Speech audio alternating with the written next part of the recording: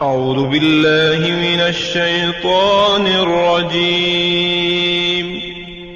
پناہ مانگتا ہوں میں اللہ کی شیطان مردود سے۔ بسم اللہ الرحمن الرحیم۔ شروع اللہ کے نام سے جو بڑا مہربان نہایت رحم والا ہے۔ دا باٹم لائن کے ناظرین اکرام السلام علیکم۔ محترم ناظرین، ہم اپنی آج کی ویڈیو میں حاجی وارث علی شاہ رحمۃ اللہ علیہ دیوا شریف والے اور ایک جہاز ران کا قصہ آپ کے سامنے پیش کریں گے جو یقیناً آپ کے لیے دلچسپی کا باعث ہوگا، لیکن اس سے قبل ہم حضرت حاجی وارث علی شاہ صاحب کی حالات زندگی کا مختصر تعارف آپ کے سامنے پیش کریں گے۔ حاجی وارث علی شاہ صاحب زہد العارفین ہیں۔ وارثی سلسلہ کی ابتدا آپ سے ہوئی۔ آپ کے خاندان کے بزرگ نیشا پور کے رہنے والے تھے۔ نیشا پور سے سکونت ترک کر کے ہندوستان آئے۔ آپ کے والد بزرگوار کا نام سید قربان علی شاہ ہے۔ وہ دیوا شریف میں رہتے تھے جو کہ یوپی کے ایک ضلع میں ہے اور وہاں کے رئیسوں میں ان کا شمار تھا۔ وہ صوفی منش رئیس تھے۔ آپ نے سن 1232 ہجری میں دیوا میں عالم امکان کو زینت بخشی۔ ابھی آپ سن رشد کو نہ پہنچے تھے کہ آپ کی والدہ ماجدہ کا انتقال ہو گیا۔ آپ کے والد بزرگوار کا انتقال آپ کی ولادت سے پہلے ہو چکا تھا۔ آپ کی عمر 5 سال کی ہوئی تو آپ کی تعلیم باقاعدہ شروع ہوئی۔ مکتب جانے لگے۔ آپ نے قرآن مجید 7 سال کی عمر میں حفظ کیا۔ عشق و محبت کے جذبات بچپن ہی سے جنگلوں اور ویرانوں میں لیے پھرتے تھے۔ آپ کا دل شہر میں نہیں لگتا تھا۔ آپ رحمت اللہ علیہ اپنے بہنوئی حضرت سید خادم علی شاہ کے مرید اور خلیفہ ہیں۔ آپ کے پیر و مرشد کا قیام لکھنؤ میں رہتا تھا۔ ایک رات آپ نے خواب میں دیکھا کہ پیر و مرشد آپ سے فرماتے ہیں سفر کرو۔ پیر و مرشد کا حکم پا کر اپنے وطن عزیز کو خیر بات کہا۔ دیوا سے جے پور تشریف لائے۔ جے پور سے اجمیر شریف غریب نواز کے دربار میں حاضر ہوئے۔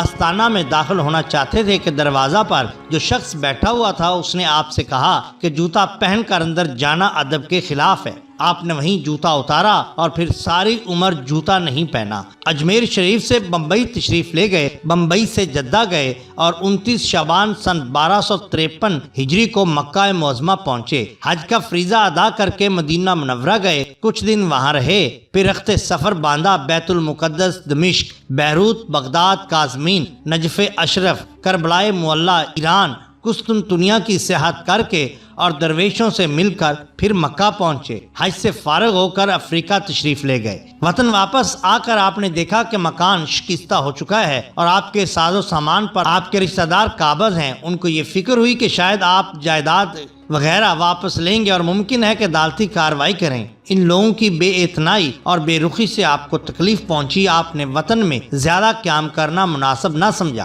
آپ نے پھر رخت سفر باندھا اور قریب و جوار کے مختلف مقامات کو زینت بخشی۔ آپ جنگلوں، بیابانوں اور پہاڑوں میں گھومتے اور قدرت کا مشاہدہ کرتے تھے۔ 9 محرم الحرام سن 1323 ہجری بمطابق 26 مارچ سن 1905 کو آپ کو زکام کی شکایت ہوئی۔ وفات سے ایک دن قبل آپ نے اپنے ایک مرید سے فرمایا ہم کل صبح 4 بجے چلے جائیں گے۔ آپ 30 محرم الحرام سن 1323 بمطابق 16 اپریل سن 1905 کو رحمت حق میں پیوست ہو گئے۔ مزار پر انوار دیوا شریف میں فیوز و برکات کا سرچشمہ ہے۔ یہاں ہم آپ کی ایک کرامت کا ذکر کرتے ہیں۔ آپ جب پہلی مرتبہ حج کرنے جا رہے تھے تو محض خدا کے بھروسے پر سفر اختیار کیا تھا، کچھ زیادہ نہ رکھتے تھے۔ جہاز پر کئی روز آپ کو فاقہ ہوا۔ جہاز چلتے چلتے بیچ سمندر میں رک گیا۔ جہاز کا کپتان مسلمان تھا۔ اس کو خواب میں حضور صلی اللہ علیہ وآلہ وسلم کی زیارت ہوئی۔ سرور عالم صلی اللہ علیہ وآلہ وسلم نے جہاز کے کپتان سے فرمایا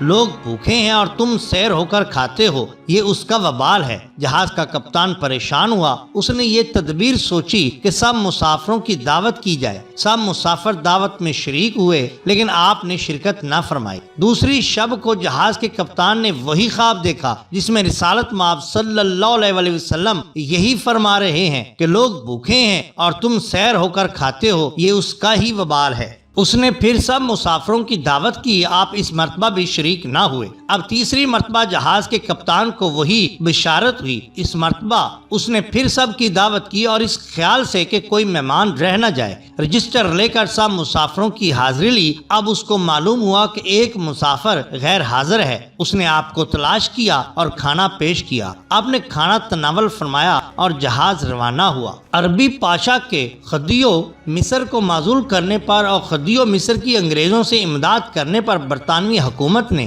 ہندوستانی فوج کو مصر جانے کا حکم دیا۔ علی محمد خان رسالدار آپ کی خدمت میں حاضر ہوئے اور دور دراز سفر کا ذکر کیا۔ آپ نے فرمایا، علی محمد، اگر تم پانی میں ہوگے تو ہم تمہارے ساتھ ہیں، آگ میں ہوگے تو ہمراہ ہیں، اور 1000 کوس پر ہوگے تو ہم تمہارے پاس ہیں۔ رسالدار علی محمد خان نے عرض کیا، حضور مجھ کو مصر جانے کا حکم ملا ہے۔ آپ نے یہ سن کر علی محمد خان رسالدار سے فرمایا، علی محمد، مصر کے چاقو اچھے ہوتے ہیں، کیونکہ علی محمد اگر کوئی ہندوستانی افسر کہیں کار نمایاں سر انجام دے تو ملکہ اس کی بڑی خاطر کرتی ہوں گی۔ ولایت اچھا شہر ہے، اب تم چلے جاؤ۔ یہ گویا ایک طرح کی پشین گوئی تھی۔ ہندوستانی فوجوں نے مصر میں جوہرے شجاعت دکھائے، مصری فوجوں کو شکست ہوئی۔ علی محمد خان رسالدار کو ان کی خدمات کے سلسلہ میں انگلستان بھیجا گیا۔ ملکہ وکٹوریہ نے ان کی بہت عزت کی اور ان کو بہت قیمتی اعزازات سے نوازا۔ علی محمد خان کو کی جانے والی پشین گوئی جو حضرت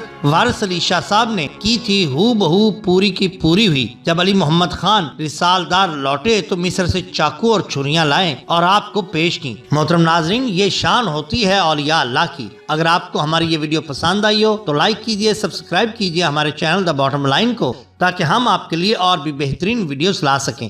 اپنے دوستوں کا، گرد و نواح کے لوگوں کا بہت خیال رکھیے۔ اللہ اور اللہ کے رسول صلی اللہ علیہ وسلم سے بے حد محبت کیجئے۔ آپ کا بہت شکریہ۔ اللہ حافظ۔